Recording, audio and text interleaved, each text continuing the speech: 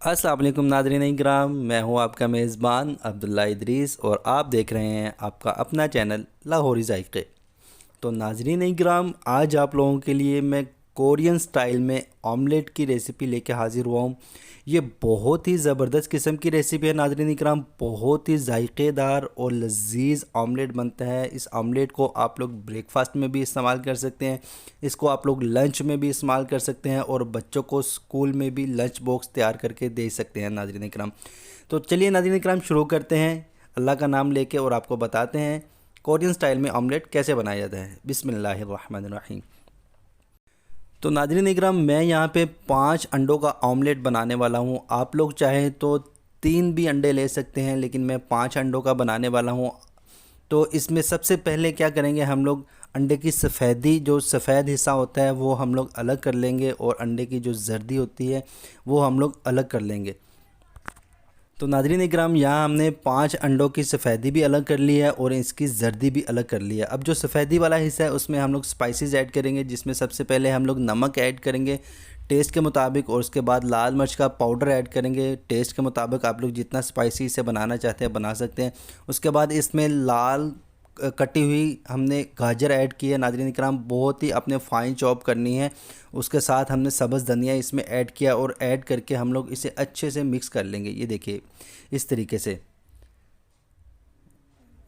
इसे मिक्स कर लेंगे नाज़रीन इकराम। ये देखिए अल्हम्दुलिल्लाह ये अच्छे से मिक्स हो चुका हुआ है। और दूसरी तरफ जो हमने जर्दी इसकी अलग करके रख ली थी एक बर्तन में नाज़रीन इकराम, उसमें हम लोग थोड़ा सा नमक ऐड करेंगे। नमक ऐड करने के बाद उसे हम लोग अच्छे से मिक्स करेंगे और मिक्स करने के साथ साथ हम उसमें 2 टेबल स्पून दूध के ऐड करेंगे और उसे दोबारा अच्छे से मिक्स कर लेंगे नाज़रीन इकराम। ये देखिए इस तरीके से हम लोग इसे मिक्स कर लेंगे। तो ये अच्छे से मिक्स हो चुका हुआ है और अब हम एक फ्राई पैन चूल्हे पे चढ़ा दिया, जिसमें हमने घी ऐड कर दिया है नाज़रीन इकराम। आप लोग चाहें तो इसमें बटर भी ऐड कर सकते हैं, आप लोग इसे कुकिंग ऑयल में भी बना सकते हैं।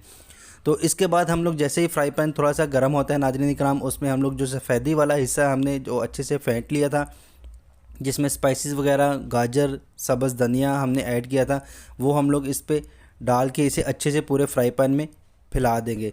तो जैसे ही ये थोड़ा सा पक जाएगा नाज़रीन इकराम, तो इसकी फ़ोल्डिंग का प्रोसेस हम लोग शुरू करेंगे।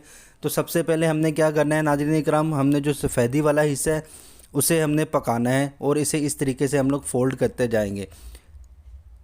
फ़ोल्ड करने के बाद नाज़रीन इकराम इसे एक साइड पे करके, और जो बाकी का बचा हुआ मटेरियल है हमारे पास जो सफ़ेदी वाला हिस्सा है, वो हम लोग इसी तरीके से इसे फोल्डिंग के बाद साइड पे करके थोड़ा थोड़ा हम लोग इसी तरीके से हम लोग आगे डालते जाएंगे और इसे फैलाते जाएंगे। और फिर जैसे ही ये पकेगा नाज़रीन इकराम, इसे हम दोबारा फ़ोल्ड करते जाएंगे। तो नाज़रीन इकराम, ये आप लोग रेसिपी लाजमी ट्राई कीजिएगा, ये बहुत ही ज़बरदस्त किस्म की एक रेसिपी है।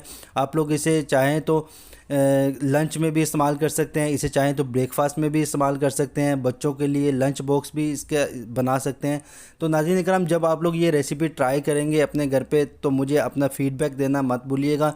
कमेंट सेक्शन में अपना फ़ीडबैक लाजमी दिया करें नाज़रीन इकराम, आपके फ़ीडबैक का हमें बेसब्री से इंतज़ार रहता है और हमें पता चलता है कि हम लोग जो रेसिपी आप लोगों के लिए लेके आ रहे हैं वो रेसिपी आप लोगों को पसंद आ रही है या नहीं। और नाज़रीन इकराम, अगर आप लोगों को इसमें कुछ कमी लगती है वीडियो में, तो वो भी आप लोग हमारे साथ शेयर कीजिए ताकि हमें पता चले हमारी वीडियो में कौन कौन सी कमी है। तो नाज़रीन इकराम, ये सफ़ेदी वाला जो मटेरियल है वो हमारा कंप्लीट हो चुका हुआ है उस फोल्डिंग में। तो अब हम जो जर्दी वाला हिस्सा है, जो हमने जर्दी अलग से फेंट ली थी नाज़रीन इकराम, वो हम लोग इसके आगे डालते जाएंगे ताकि इसके ऊपर अच्छे से इसकी कोटिंग हो जाए।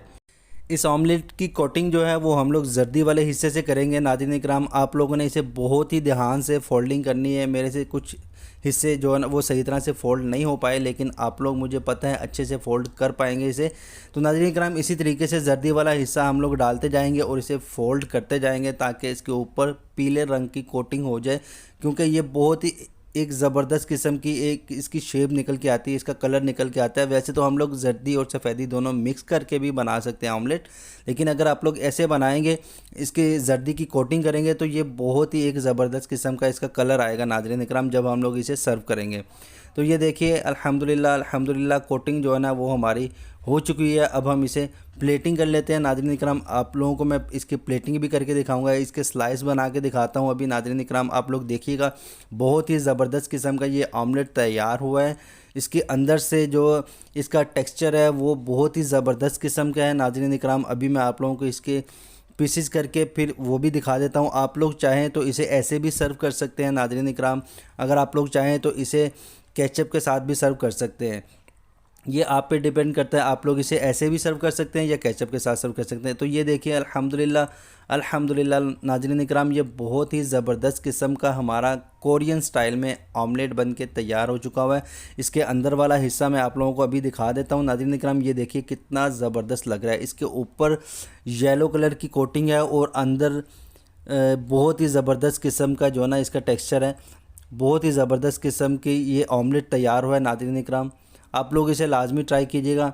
तो नाज़रीन इकराम, यहाँ टाइम हुआ है आप लोगों से इजाज़त लेने का। आप लोगों से इंशाल्लाह मुलाकात होगी एक नई वीडियो में एक नई रेसिपी के साथ। तब तक के लिए अपना और अपने घर वालों का बहुत ज़्यादा ख्याल रखिएगा। मुझे अपनी दुआओं में याद रखिएगा। और चैनल को अगर अभी तक सब्सक्राइब नहीं किया तो काइंडली इसे सब्सक्राइब भी कर लीजिए और साथ बने हुए बेल आइकन को भी प्रेस कर लीजिएगा, ताकि हमारी आने वाली जितनी भी वीडियोज़ हैं उसके नोटिफिकेशंस आपको टाइम पे मिले।